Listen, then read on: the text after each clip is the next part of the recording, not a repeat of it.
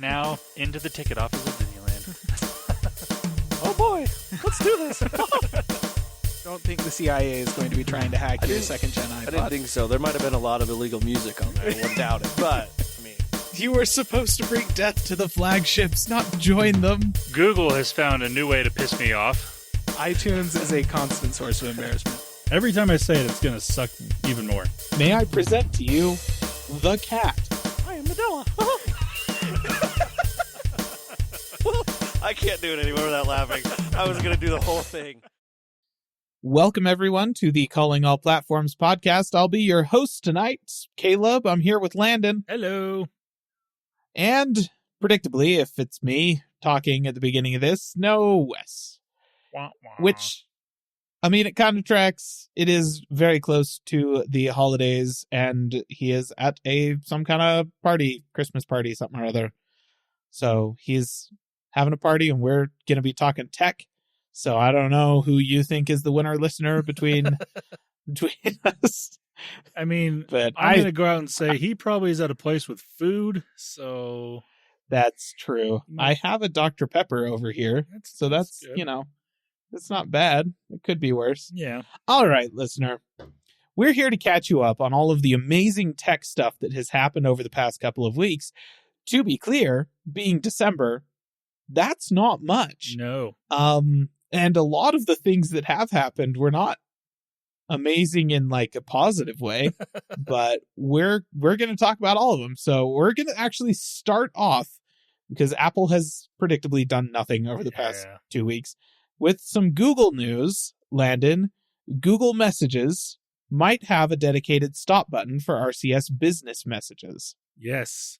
So in the beta version of Google Messages, people have found, I don't know if it's actually showing up yet or if it's just in the code, but basically this is what it is the ability to, instead of type out stop for, if people send you a message and you like reply with stop to unsubscribe, instead of typing that out yourself, there will be a dedicated button, or basically Google will do it for you more or less. Nice. And now it's not, I don't think it's going to work for SMS messages. From what it sounds like, it's mostly going to be for RCS, but a lot of places are switching over to RCS. Even like businesses are going to be sending out messages via RCS now because they can send more robust messages that way, unfortunately. So having a dedicated stop button for something like that, actually, I think is extremely awesome. And I kind of hope that Apple will follow that and do the same thing. Yep.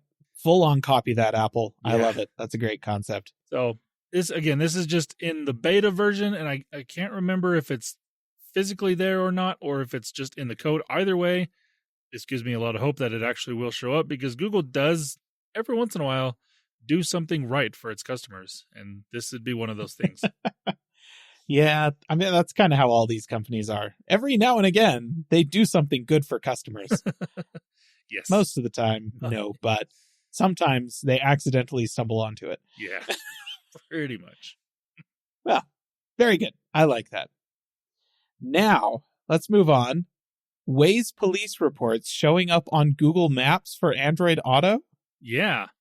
So Google has been slowly putting more and more Waze features into Google Maps. Now, this is not just regular Google Maps. You have to, unfortunately, it is Google Maps for Android Auto. So if you have a new enough car that does support Android Auto and you use it on a regular basis, which, I mean, honestly, if you're not, you really probably should. If you're driving more than 10 or 15 minutes, use Android Auto, because it's great.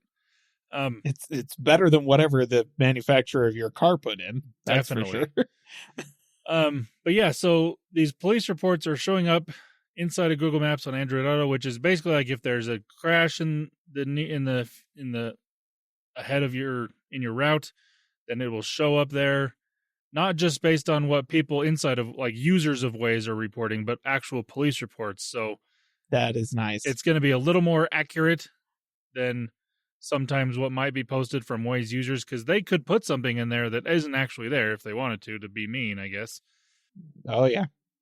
I don't know how much that happens because I don't use Waze and I don't have Android Auto in my vehicle to have this feature, but I'd imagine it might happen every once in a while. But either way, having actual police reports show up in there to have it more accurate is going to be beneficial, especially for those that have a long commute or a busy commute. This will be extremely nice to have. Or if you're on a road trip somewhere where you're not familiar with the area, then it can show up there and you can reroute easily. I like it. I will actually say that after, well, it wasn't this past year, it was last year on a road trip back from Southern California, which, you know, it's just you get on the freeway and you drive, right? Like, it's not hard to stay on the right track, and I have done it, I don't know, dozens of times in my life. So obviously I'm not going to use a GPS for that. But we did get stuck in a really bad patch of traffic that easily could have been routed around. There was a highway right next to the freeway that was accessible via an exit we had passed like 15 minutes beforehand. Yeah. And like, if we had had the GPS on, it would have told us to get on that highway and drive around this congestion and then get back on the freeway. And so, you know, there is definitely still an argument in favor of just using the GPS, even if you know where you're going, just so that you can get features like this. And if it is the kind of thing, because Apple does the thing where users can report issues and stuff. And I've totally seen situations where somebody reported an accident and we waited and waited and waited for the traffic to get bad for that accident, and it never did. And then we drove past the spot where the accident was reported, and there's like a sleeping bag off the side of the road. like somebody saw it fly out of a truck and they marked that as an accident or an incident in Apple Maps, and that's what got so stupid stuff like that can happen. So to have this pulled from police reports instead of users, that's great. No, I really like that. Yeah. And I mean, honestly, if you're on a road trip or anything like that, or even just going like an hour or so away from where you normally go, if you have Android Auto or CarPlay, it just makes sense to have some sort of like, even if you're not like using it to route, like give you a route to where you're going because you know how to get there, just having it up on the screen, it's so easy and really nice to have. Yep. Yeah, totally agree. Well, that's cool. Good job, Google. I think they have all of our good news for this week. Wow. Okay. So now, listener, on to the rest of the show. We actually have Microsoft news, and Wes, I got you covered. Did not actually, he did not report this to us. This is something I went out and found because it was posted on an Apple website, framed in the context of the iMac. But the actual news is Microsoft. They have discontinued the Surface Studio. So, I mean, listener, it's not really surprising. It's not. Listener, you may have forgotten if you ever knew what the Surface Studio even was. So let me refresh your memory. It was an iMac with a touchscreen. And then they had like a special hinge design so that the screen would lay down like drafting table style. So you could draw on it with the pen that they use for their Surface stuff, which is pretty good. Like it's a nice responsive pen. And from what I understand, the monitor was quite good. It was like nice and color accurate. It was very responsive to pen inputs and stuff like that. It was a good screen for creative use cases that was attached to basically an underpowered Mac Mini. So the computer itself was bad, but the screen was good. Yeah. And from the very beginning of the Surface Studio line, all of us on this podcast were in agreement that what Microsoft needed to do was sell this thing as a standalone monitor. Yep. Without the computer attached to it. That never happened. No. And probably is not going to happen now. The line has been discontinued. So it's really, I mean, they probably would have sold more of the Surface monitor type product versus the Surface Studio. Have all the same touchscreen features, the pen features, all that stuff. Just as a monitor. Would it like, so many design studios and things like that probably would have bought one. Oh, yeah. Like, because, I mean, if you can use it with any software, you know, it doesn't matter what your OS is. If it's not like, if you don't want to use Microsoft, because a lot of design studios don't use Microsoft, they use Mac, because the design software tends to be made better on Mac for some interesting reasons.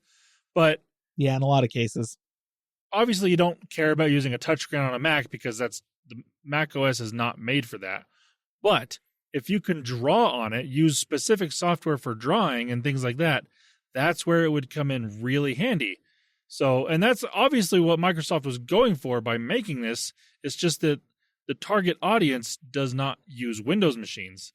And the machine built into that all-in-one computer also was not the greatest. Exactly. And that's the thing, is that like there's definitely an audience that uses Windows machines for, creative tasks and workflows like that. Right. But none of them were using a computer in 2019, 2018 when they launched that thing. None of them were using a GTX 900 series GPU at that point. Yeah. Because those had all been replaced like 2 years prior by the 1000 series. That's it was just a dumb computer attached to a really cool monitor. And in that way, actually, I suppose it mimicked the iMac lineup quite well. I think what they were trying to go for, I think they were trying to compete with the iMac Pro, which was an all-in-one, really good monitor, but the specs on that thing were actually pretty good. And I knew a decent amount of people that bought that because of the specs and because it was an all-in-one. But that's the difference here, is the Surface Studio didn't have the specs to match it. It had like a mid-range Intel processor with a last generation NVIDIA GPU. Yeah. Like it was not it. And no, it was very much a case of this monitor is super cool, but the computer it's attached to is kind of a turd. Yeah. And that is the case with a lot of iMacs. Really awesome monitor, but people buy like the base model iMac, and it's like, sure, you get a dope 4K screen and the most underpowered pile of trash, at least prior to the M series Apple Silicon iMacs. Yeah. You get the most underpowered pile of trash that you can get as a Mac, and yet it's attached to this amazing monitor. And that dichotomy has always bothered me. It's why I don't buy iMacs. That's why nobody bought the Surface Studio. So kind of sucks. It's the end of an era. I am sad to see this monitor go, because honestly, I think they really could have this thing released to the market by itself as a standalone product could have given Wacom a run for their money. Oh yeah. I think it really would have been widely adopted by a lot of creative folks. But here we are. Good job, Microsoft. All right. So we're going to move away from Microsoft into some general tech and talk about one of my other favorite companies, Intel. So, listener, this is a lengthy headline, but I want you to listen carefully to every word I am about to say. Intel shares details of upcoming Battlemage discrete gaming GPUs, which look promising, and then fires the CEO responsible for promising upcoming Battlemage GPUs. So, over the past couple of weeks, a couple of major things have happened at Intel. Oh. They confirmed that, yes, in fact, Battlemage is coming, and they released specs, slideshow presentations and stuff to the press, talked to tech press about it, and they've been doing their whole press routine for a new product launch. And obviously, these cards are not in reviewer hands yet, so we don't have independent numbers, so we can't take anything that Intel says as gospel. However, they look promising. Like, they're not top of the line gaming GPUs. They're not going to blow the pants off of the 4090 or anything like that. But the most expensive one is $250. And for $250, they are theoretically going to be more efficient than anything else at that price point. And they're going to perform 20 to 30% better than anything else at that price point in both pure rasterized performance, where they will be competing with AMD, and in ray tracing performance where they're competing with NVIDIA. Though slightly less far ahead in ray tracing, like that's like a 15% improvement over NVIDIA's competing $250 card. So dollar for dollar, the Battlemage GPUs look like they are the best performing option for both rasterized performance and ray trace performance. Okay? So that's all good. And over the past several years, after releasing the Arc GPUs, the first generation of Arc GPUs, Intel's driver team has done a really great job of making these things play games. Just really reliably and boringly, honestly, right? You want your GPU to be pretty boring when it comes to the games you play. You want to just load the game and have it work. Arc was not that way when they launched, but it is mostly that way now. So this is all positive things for these cards. And they're shipping with the lower end one that they were talking about was 10 gigs of RAM, of VRAM on the card. The more expensive, the $250 one, that was 12 gigs. And we're expecting NVIDIA to be releasing possibly cards at that price point with 6 to 8 gigs of VRAM. So it's just going to be more future-proof in terms of being able to play higher resolution games. So looks like a really good option for 1080p gaming, even a good option for 1440p gaming on brand new titles. Okay, all of this is great. Like, this looks like a really solid lineup that are launching. The first card is launching, I think, next week. The next one is launching in like early January, which puts them several months ahead of when we're expecting to see new GPUs from AMD and NVIDIA. And in both of those cases, those GPUs would have to be a significant improvement in performance at the mid-range price tier in order to compete with these Battlemage GPUs, which they probably won't be because neither NVIDIA or AMD cares about the mid-range graphics market, because all they care about is making crap for AI right now. And that's either discrete AI processors or high-end GPUs. So they're just not, we're not going to see anything good in the mid-range from them. I'm calling it right now. So it looks like Intel is your only option if you want a good mid-range graphics card. And these look like good mid-range graphics cards, like unabashedly so. And then like 2 days later, or maybe even the next day, Intel announced that Pat Gelsinger was stepping down as CEO. And insider reports seem to indicate that this was not Pat going, that's it, I wash my hands of this mess. It was Pat having poured his heart and soul into this, trying to turn Intel's flaming dumpster fire around for 2 years, being forced out by the board because they weren't satisfied with how quickly he was turning the ship, which is hilarious because the board is part of the reason why the ship was on fire and sinking in the first place. Yep. And I don't know, all I can see in this is that, like, yes, Intel had a pretty lackluster processor launch with their latest generation of CPUs, but it, for the first time in like 10 years, these feel like Intel launching CPUs that use modern technology instead of CPUs that use dinosaur technology, and they're just over cranking it by an insane amount in order to try and get some additional performance out of it. That's what the past 10 years with Intel have felt like. But now finally, new CPUs that are not that great, but they feel new for the first time in ages, which makes this feel exactly like when AMD launched Ryzen.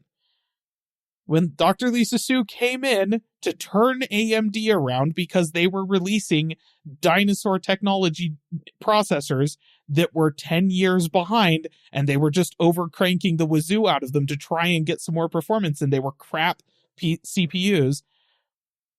That's where AMD was when Dr. Lisa Su took over. It took her a couple of years before they got Ryzen out the door, but for the first time it felt new. Now, was Ryzen immediately beating everything Intel had? No, they weren't. They were behind, but it felt new. And after a couple of years, they were competing with Intel. And then a couple of years past that, they were beating Intel. And now they're kicking Intel's teeth in. And so, okay, here's Pat Gelsinger, come in, save the ship, pull a Dr. Lisa Su. Couple of years on, they release something that feels new. This feels like first generation Ryzen. Is it beating AMD? No. But could it, in a couple of years, compete with AMD? Possibly. 4 years from now, could it be beating AMD? Who knows? We're never going to find out because they just kicked out the CEO responsible for this plan. Obviously, what? Intel, like, we know Apple listens to the podcast because they changed their schedule after we did. But obviously, Intel doesn't listen to the podcast because we literally had this exact conversation 2 months ago when all of this, when those new CPUs came out. We're like, hey, this feels really good. Like, it was all headed in the right direction. And then, when I heard this news, I'm like, are you freaking kidding me? I can't believe this. I can't believe this. This is the first year since Pat Gelsinger was hired that it feels like, okay, wait, maybe he actually is going to be able to be Dr. Lisa Su for Intel in this case, right? Nobody is disputing that Lisa Su is an amazing executive. She did really great work with AMD and pulled together a team that was able to turn around and push out just outstanding family of processors. So all of that is great. And it was always a question, is Pat Gelsinger going to be able to do something like that with Intel? But finally, just a couple of months ago, it felt like maybe he was. Maybe this is finally it. We're finally seeing something like new technology coming out of Intel. This is a new plan. This is a new direction. Maybe this is it. And now that he's been pushed out. And I'm like, wow, Intel, you guys are really dumb.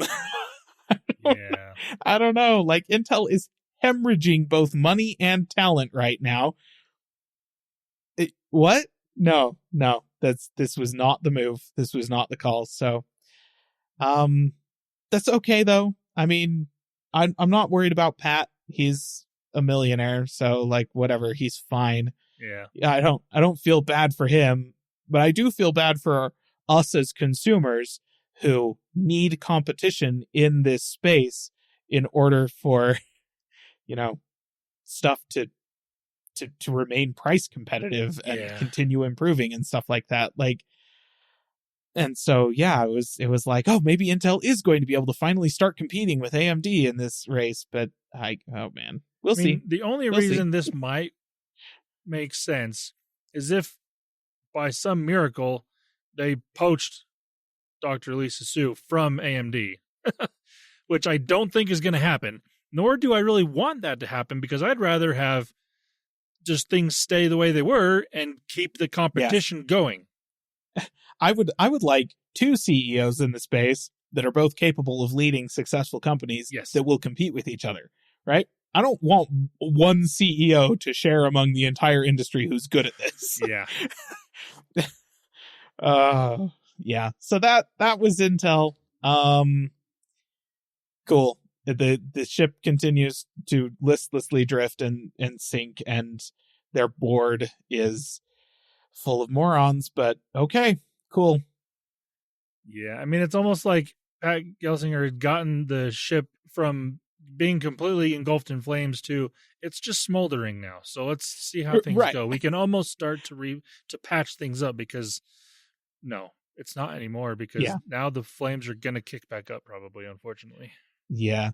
Well, that's the thing. It feels like he finally managed to get the fire put out. So now they can start rebuilding. Yeah. And the board's all like, oh, cool. The fire's out. Go ahead and leave. And he's like, but nothing works. It's still burned down. Like, this is a husk. What are you going to do with this? Oh, great. So yeah, cool stuff. We're going to move away from Intel now. Intel's boards being idiots and generally just not having a clue, to a different company who are idiots and don't have a clue, NZXT. So, listener, the headline I wrote down for this was just NZXT is the turd. And I feel like there was probably some more words that should have been in that, but you know what? I'm going to roll with it. If you're not familiar with Gamers Nexus, I mean, I'll just introduce you to probably the best tech journalists currently working. Gamers Nexus has a YouTube channel and website. They do a lot of very in-depth hardware reviews, and they do a lot of detailed testing of the things that they review, which is all really great. Their focus is on making sure that they are providing information that is useful for consumers and is accurate and true. And that is the kind of emphasis that journalism needs as much as possible in it. So, go support Gamers Nexus. They sell screwdrivers and like mod mats and desk pads and t-shirts and a mug made out of copper that has the thermal conductivity of copper written on the outside of it, which I think is a pretty cool looking mug. Anyways, they are also probably the only tech journalists that do hard-hitting investigative journalism of tech companies. Nobody else seems to really do that. But then there's Gamers Nexus, who will take pretty much any minor thing and they will investigate the crap out of it to find out whether or not there's anything behind it. And a couple of years ago, we've talked about their coverage of NZXT. NZXT had released a computer case that was catching fire. Do you remember this, listener? This was a fun story that took several months to resolve, but it turned out that they were shipping a GPU riser cable inside of this case with a screw that was slicing through the PCB on the riser cable and connecting a 12-volt power rail to ground through the screw, which causes a lot of heat to generate because that's power flowing. That's a short circuit, power flowing unrestricted, and would catch the PCB on fire. So it was Gamers Nexus who took Reddit posts about people like, hey, my NZXT case caught on fire. They got the cases, they investigated all the way through, figured out what was causing it, and then were responsible for not only putting NZXT on blast for this so that NZXT would start kind of fixing it, which their initial fix for it was just to send everybody who had bought this case a plastic screw. Because plastic doesn't conduct electricity, so hey, there you go. And Gamers Nexus then went and was all like, okay, technically better than nothing, but also if you put it in wrong, you can still get it to catch fire. Here, look, we'll show you.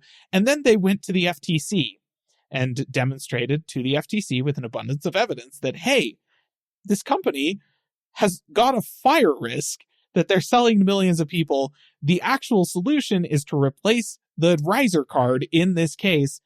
They're sending plastic screws. Please do something about this. And the FTC did.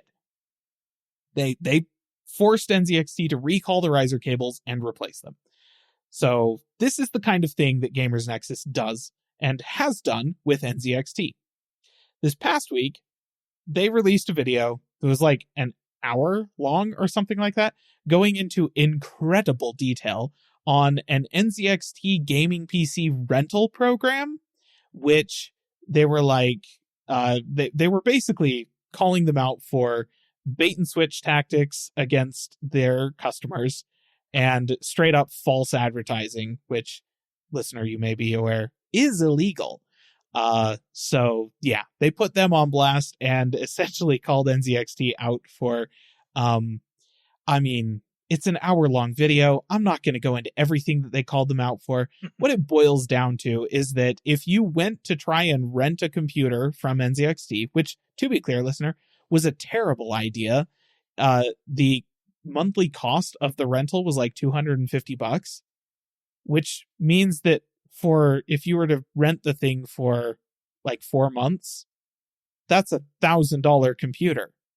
You could just save the money for 4 months and buy $1,000 computer, guys. So terrible, terrible deal. Don't do like Rent-A-Center and stuff like that. It's just don't. Just wait. Just save. It's okay. You don't need that TV right now. Anyways, I'm getting distracted. Point is, they looked at the rental site and found that the computer, like one model of the computer that had a list of specs and claimed performance targets.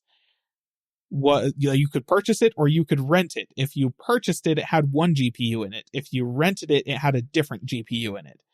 And if you, the hardware specifications were different from one to the other and changed randomly from day to day.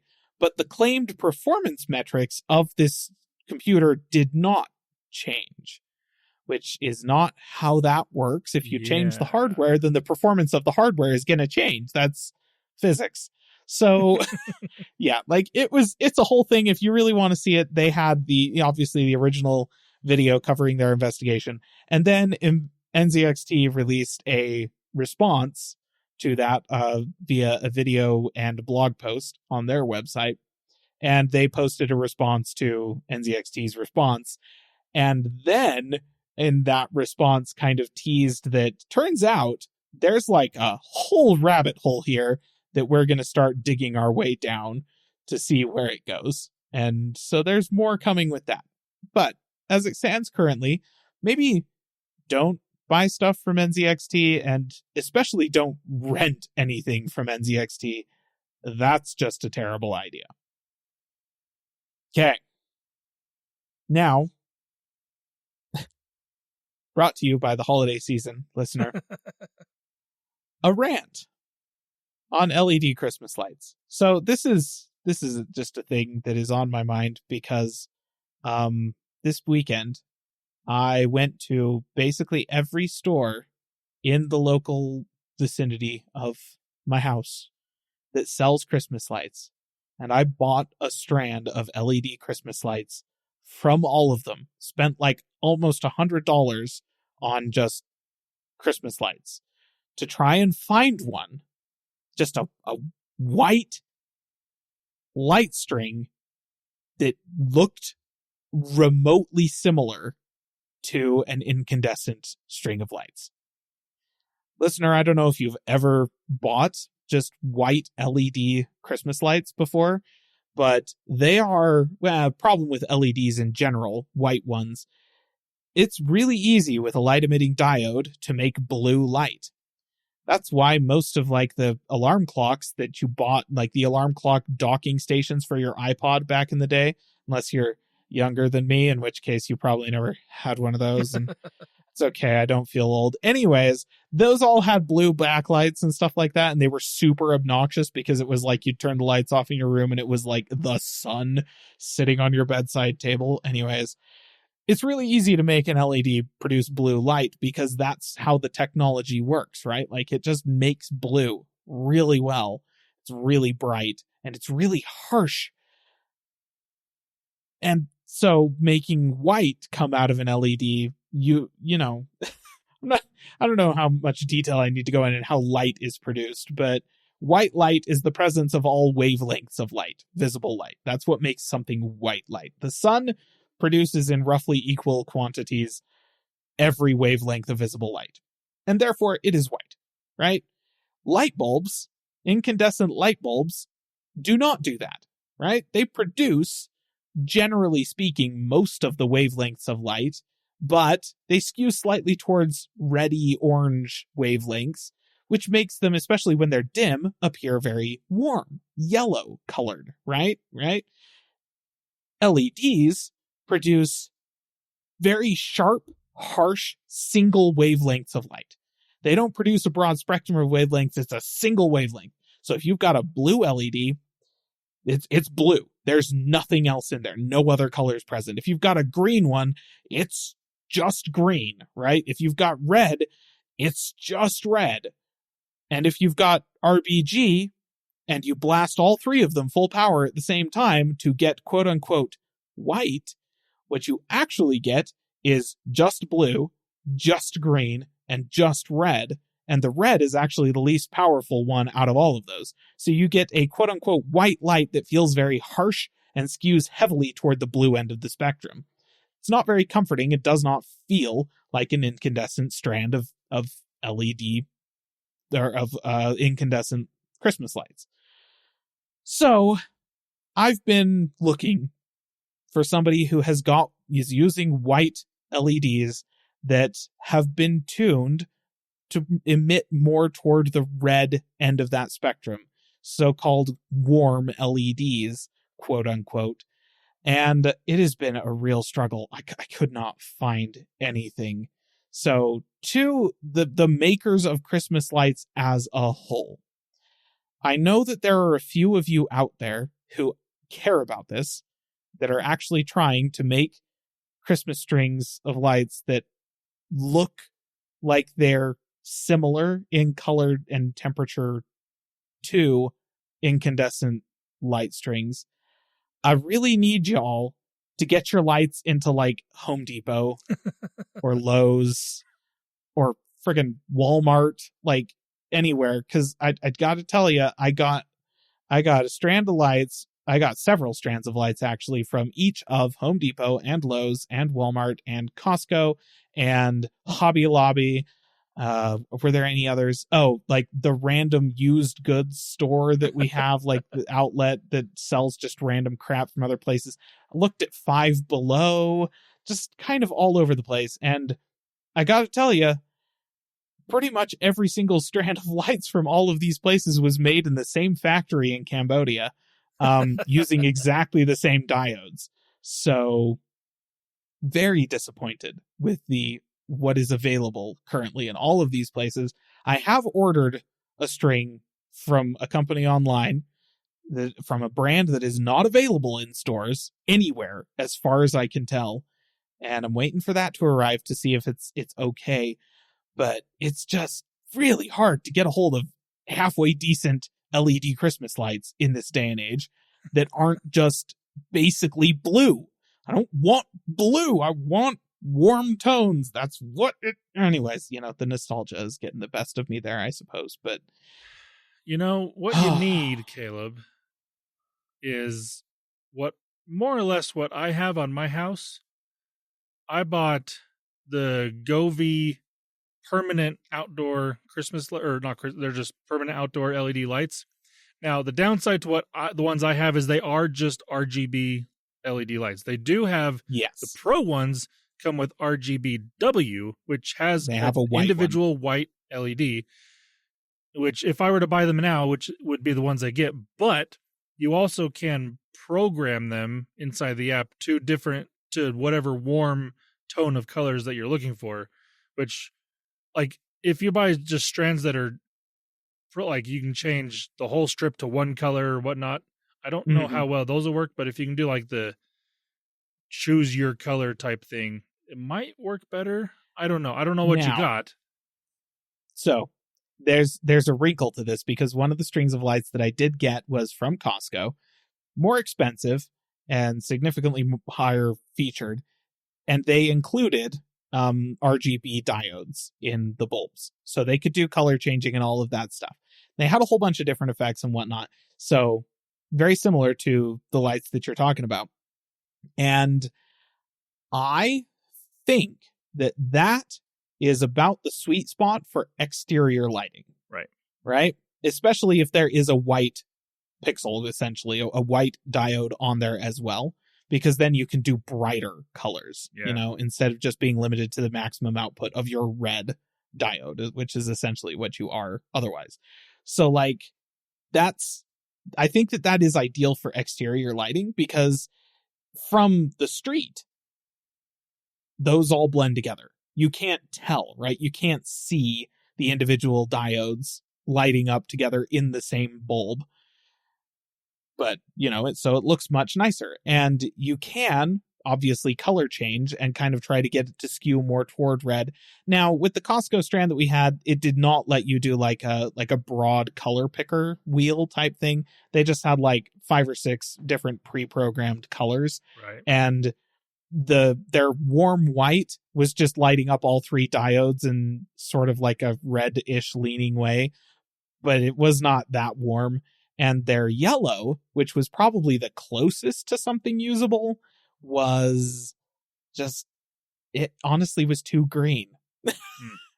Like, it skewed a little green. Again, from the street, I think it probably would look pretty darn good. We may actually keep those to use as exterior lights, like on our porch or something like that. But what I'm looking for specifically is something that I can put inside, next to the tree, which is incandescent, and not have it stand out as being obviously different. Yeah. And I've yet to see an LED lit tree that looked good, that had a warm enough tone. And I can't find a strand of like the issue with, something like the Govee lights, which, like you said, if I got the ones with the white diode and had the ability to do like a color picker, I'm sure I could get pretty close, but they'd have to be pretty diffused. Like I'd have to almost put them behind something so that the light was reflected, because if you can see the actual bulbs, you can pick out the different diodes. You can see the different colors. They do have LED strips that come with a diffuser cover. Like they sell individual strips where the bulbs are, they are right there. You see them, but they also sell some that have that soft glow. So it doesn't just, And it might be good enough. They'd have to be pretty diffuse though, in order for it. Cause I'm talking about this. It's going to be literally right over my head, right? Like I'll be able to see it very clearly. So I would much prefer to have somebody just sell me a string of white diodes that have been color tuned to an incandescent wavelength, which they can do. Yeah. It's just nobody is. It is very interesting that nobody's done that. But I mean, to be fair, I think majority of people, when they're buying a single color strand of LED lights, are going more for that white color, or they want multiple colors that they don't really care if it's. So it's kind of you're kind of a very niche. Like you're looking for a niche product. But I do think I am still surprised that it's not available. Yeah. Well, and like I said, I think maybe it is available. It's just not in any stores. Yeah, that's like true. I'm going to have to buy it online in order to get it. Yeah. And I do think that the market honestly wants this. And that people are, generally speaking, buying the generic warm LEDs that are currently on the market for exterior decorations, right? More and more people are getting into the concept of like, I want to wrap my trees the way they do in like New York and stuff like that. And because that would look cool. And with that, it doesn't matter as much, right? Like you're outside anyways. The LEDs save you a ton of power. They have a way longer lifespan than incandescents, and they're way easier to make waterproof. So I think a lot of people are buying just bunches of strings so that they can stick them outside and wrap up a tree with them or a bush or something like that. And for that, honestly, they're probably fine. It's just when you're indoors sitting with them right next to an incandescent string of lights, they just do not work. So I just need something close to that. And like I said, I've got a string coming that I hope is that. I'll find out here in like a week. Yeah. But oh man, this has been such a frustrating search. I thought that it would be kind of hard to find. I was not expecting it to be easy because, I've bought LED Christmas lights before. I'm kind of familiar with generally what the quote unquote warm white look is for an LED. And it's not, it's not incandescent light equivalent at all. So I was like, it's going to be hard to find, but I wasn't expecting it to be impossible. Yeah. Seriously. I thought it was going to be hard, not impossible. So yeah, that's my rant on that one. Listener, you should 1000% find me on Blue Sky, and because I added a social media account to my, dwindling list of social media accounts. So yeah, I'm on Blue Sky now. But if you are in the same boat as me and you have in fact found something that works, like an LED strand that looks fairly close to incandescent, please, you can email the podcast, you can comment on our website, find me on Blue Sky, find me on Instagram. Like, please let me know. Yeah, I could use the help. Anyways, okay, yeah, I got that off my chest. Feel better about that. We can go ahead and move on. Landon, why don't you tell us about the RedMagic 10 Pro? All right. A new piece of hardware has come out this past week, and it's a gaming phone, by RedMagic because that's to be expected when, it's RedMagic making a phone. It's going to be a gaming phone. It's nothing like flashy or super crazy. It's a little more toned down type phone. It doesn't have the cool screen on the back of the phone like the ROG phone, which is sad.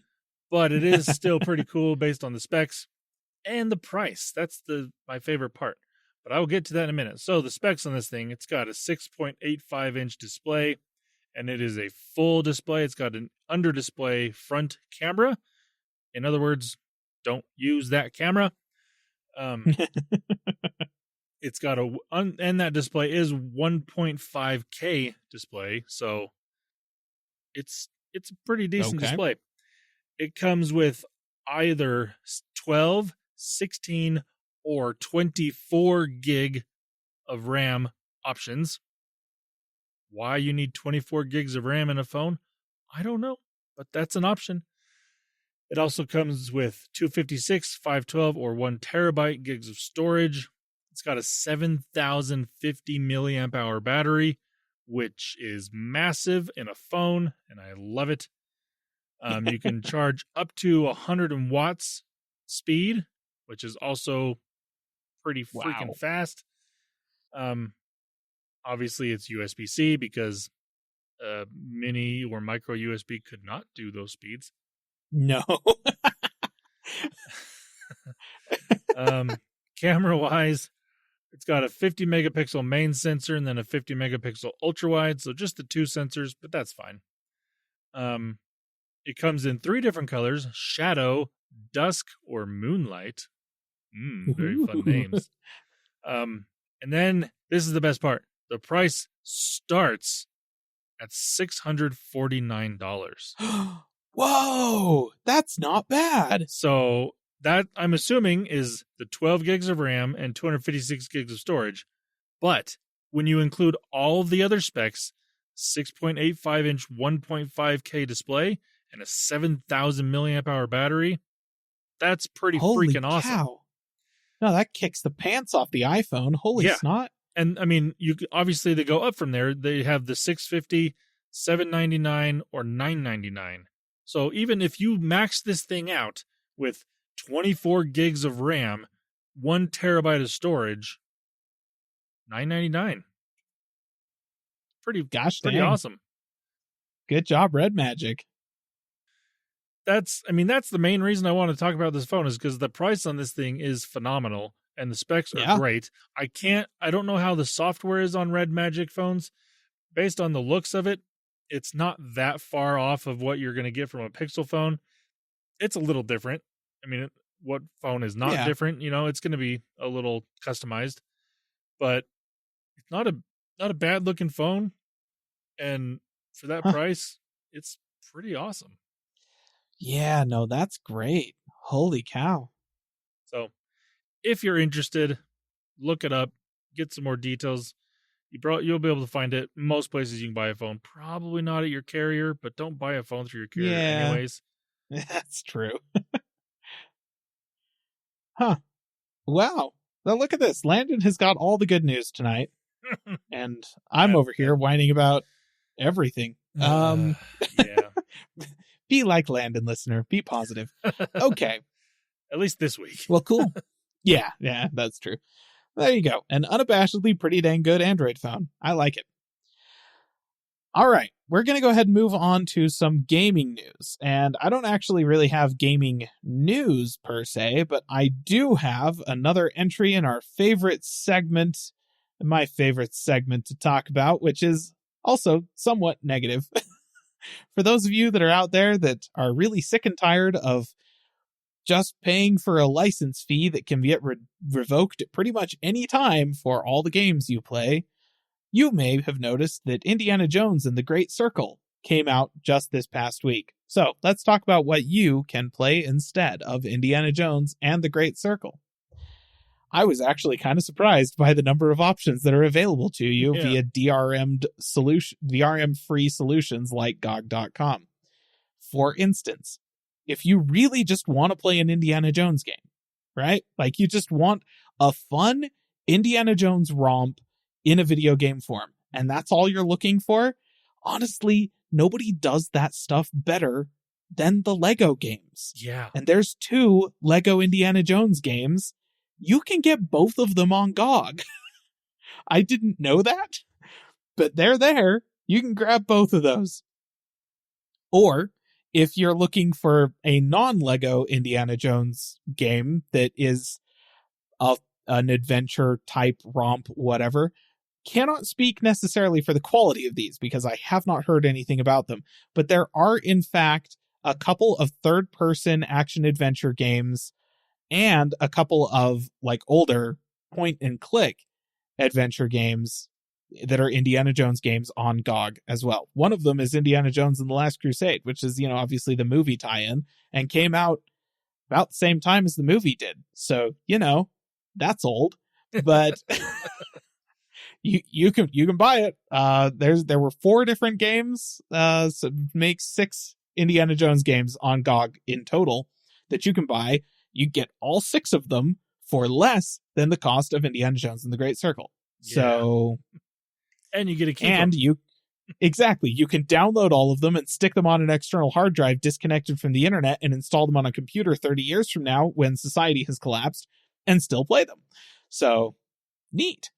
If it's not necessarily the Indiana Jones aspect of the game that you're after, but you are instead just looking for like an adventure game that is archaeology themed, might I interest you in probably the most famous Indiana Jones knockoff on the planet, Tomb Raider.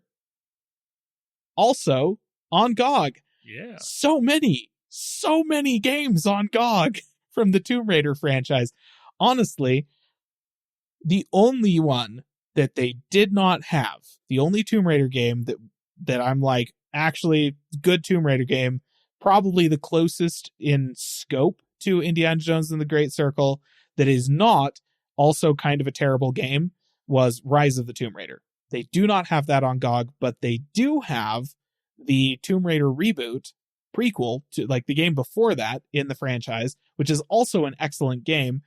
That is also on GOG, DRM free. You can get the remaster of the first 3 Tomb Raider games on there as well, and a whole bunch of like Tomb Raider Anniversary and stuff like that. Like I'm not super into the older Tomb Raider games, but there were like 12, I think, different Tomb Raider games available on GOG for a variety of different price points. And then, the most recent is the 2013 Tomb Raider Game of the Year edition. So all of those are really solid options if you just want to go break into some tombs and pretend to do archaeology while you instead actually shoot a whole bunch of people, which is that's not archaeology as far as I'm aware, but I'm not an archaeologist, so I could be wrong. You're not the right kind of archaeologist. I guess that's. I mean, you're not true. one at all, but also not the right kind. And then finally, if what you're actually looking for is a critically acclaimed story, you're probably not actually going to get that from Indiana Jones and the Great Circle. So this might instead be a step up. When I say play this instead, that's not just, you're not settling in this case if what you're after is a really critically acclaimed, engaging story. Uncharted Legacy of Thieves is on GOG. And what that is, listener, is the PC release of Uncharted 4 bundled with the Lost Legacy game that came after Uncharted 4. So that's 2 Uncharted games you can get on GOG. Just, just play them. Just download, play, like, whatever, do your thing. I love that. I did not know those were on GOG. Now, to be clear with those, they're newer games, and Sony is involved. So, while I'm pretty confident that at release, there was no requirement for you to, like, sign into a PSN account in order to play those games, Sony may have added that since then. But, that's something that you can verify by doing a couple of searches on Google before you buy the thing. So that's the only caveat I will add there, is just because of the way Sony be with some of their games, the Uncharted one might be a bit of a landmine. So take care before you purchase that one. But otherwise, I was all like, oh, wait, Lego Indiana Jones games. That's honestly probably just going to be a better Indiana Jones game than any of the rest of these Indiana Jones games. Because what is it that's great fun about the Indiana Jones movies? It's the wacky hijinks. Let's be honest, none of us are there for great character development. None of us are there for archaeology. None of us are there for drama. We're there for the wacky hijinks and fun action, right? They're just really fun movies to watch. And that's what Lego games are. They're not complicated. They're very simple, but they're fun and loaded with personality. I honestly think that's probably the best Indiana Jones game that you can get. So go check that out. All right. And that's all the gaming news that I have for you this week, listener, which I believe is going to bring us to the end of the podcast, unless Landon has one more thing. Yahoo! Yes, listener. Wes? No, Wes is not here, despite the fact that is now my one more thing sound. Instead of the air horns, it's going to be Wes singing the Yahoo song.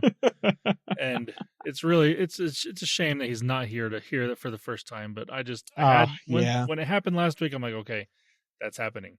So that is my one more thing sound. And yes, I do have one more thing. I actually am very excited to talk about this. So, listener, you're probably very familiar with the brand Casio. They make watches. They've made watches for a long time. They've actually made digital watches for 50 years now. And to celebrate the 50th anniversary of making digital watches, Casio came out with it's not a smart ring by any means, but it is a watch ring, and it looks just like their watches, like their digital watches that you could buy. And it's fantastic. It is a ring that has a digital display on it, and it's just like the 6-character display that you would expect on a digital Casio watch. It's got your hour, your minutes, and your seconds on there. And it also has 3 physical buttons to push that you can do different things with. One of which is a stopwatch, and one you can switch between time zones if you want to do. You can have it programmed to do different time and time zones and stuff like that. And it even has a notification type thing, not connected to your phone by any means. Don't get me wrong, it's not that. But you can set up a specific time, and it will flash this very subtle little light out of the corner to tell you, oh, it's this time, by the way. And it's fantastic. Now, it does come in one specific size, but Casio is also including with it little rubber pieces that you can, if it's a little too big, you can put those in to help size it more correctly to what you need it to be. And wait, listener, you need to look up a picture of this thing. I'll try to provide one in the show notes for you. But if it's not there, go and look up the Casio ring watch, because it looks awesome. It's absolutely, that is hilarious. great. And you can buy one. Right now it is available.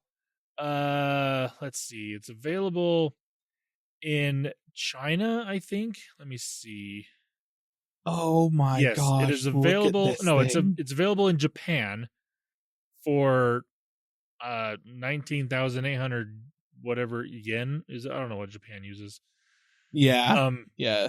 But it is coming to the US sometime this month, apparently. You can go to their website, and there's a little notify me button to let you know when it is available, and it will be $120. So it's not cheap, but it is fantastic. Oh my gosh. That is the cutest thing. I had to mention it because it is great. It's absolutely great. Holy crap. Wow. So, that is my one more thing for this week. But, listener, Yahoo! I have Oh no. a second one more thing. Oh boy. And Here we go. Two I more wanted things. to talk about this earlier in the podcast, but I kind of forgot about it for one. And then two, it works as a great one more thing. So, listener, I have to play a clip from a previous podcast to bring this into a little more context. So what happened was it's episode 303 is what it is. Episode 303. It's the Samsung Unpacked episode. We talked about a feature on the Galaxy Watch Ultra. And I want to play the clip first, and then I'll talk about what happened after this. I'm sorry. It's a dumb name for a button. Call it the quick access button. Yeah. Samsung. That's what it's for, right? You're trying to say, hey, this button allows you to quickly access something on your watch. Quick access. Don't just the quick button. Really? It's the Nestle Quick button. Yes. Nesquik. The Nesquik button. This is our collaboration. This will make you a chocolate milk really fast. Honestly, you could probably program it to do that. You just have to set it up to, work with with some kind of sort smart home blender or something like that. Yeah, it'll just automatically make you a protein shake or something. I don't know. Okay. Nice. Listener, if you are techie and like an electrical engineer or something like that, and you would like to put together some kind of Rube Goldberg smart home setup where you can trigger with a button push on a Samsung Watch 7 Ultra that will, dispense milk and Nesquik into a smart blender and then blend a chocolate milk or something like that when you push the button. Post that on YouTube. Tag us, please. I want to see that. Yes. And I will, if you do that, I will forgive Samsung for the naming for this button. And for all future names forevermore into the future, Samsung gets a pass if you do this. Make a Nesquik button happen, listener. Please. Oh, that would be amazing. That would be cool. Yeah. So. Oh, no. We talked about... I'm going to have to eat my words, aren't I? Yep. So, listener, we talked about that, and we were really hoping that would happen. Well, apparently it has happened. So we have a listener who happens to be my nephew, and I was talking to him a couple weeks ago, and he mentioned how he was making a chocolate milk machine, and he'd been doing it for a couple months. He didn't give me any context, didn't tell me about this other than that he was making one. I was like, that's kind of cool. And then last week, he sent me a link to a YouTube video. And he said, in regards to a previous episode of your podcast, I'm like, what are you talking about? So I go and watch this video, and he explains in the video how we talked about this exact scenario, what we wanted to see happen. And my nephew, he's really, really smart. Like, he has done a lot of robotic stuff. He's a brilliant kid. He's going places, that's for sure. But he over several months, so this was back in July that we talked about this, and since then he's been working on this, and I will post a link in the show notes to this video. But he made a chocolate milk machine that, to be fair, his is not triggered with the Galaxy Watch 7 Ultra because he doesn't have one, but it can be, because he's got it set up with a smart outlet that will turn on, and it will feed chocolate milk powder from Nesquik or whatever company you want to use it from into a bowl, and then it will also feed milk into that bowl, and then it drops it's like a coffee stirrer, I think. Yeah, a just little like mixer one of those type thing. Whisk drops things, it into the bowl, and it mixes, and then it pops back up, and then you've got a cup of chocolate milk, all being able to work from the press of a button. And it's amazing. So, like, listener, you have to go watch this, because it made my month. It was, when I watched it, I was just smiling the entire time. I was like, this is absolutely amazing. Oh man. So I'm gonna have to remove Quick Button from the worst tech names of the year nomination. I mean, And I'm not allowed to nominate any Samsung stuff from here on out. Whoa, I did not think that was gonna be a thing that would happen, but okay, here we are. I mean, we can still give them a hard time, but I absolutely will, but dang. Well, okay, here's a loophole around that. You can no longer do that sort of stuff, but Wes and I, we're still free game. We did not commit to this. Oh, but yeah, wow. Listener, I had to mention it because it's just one of the cool. It's not like super high tech. I think he used some like Raspberry Pi type computers to do this. Yeah, and he built some stuff out of Lego. It's nothing fancy by any means, but it works. I mean, it's a proof of concept. It takes about 7 minutes to make, a jar of, a little more than a cup of chocolate milk, but it's pretty awesome. So I had to mention it on the podcast because it's fantastic.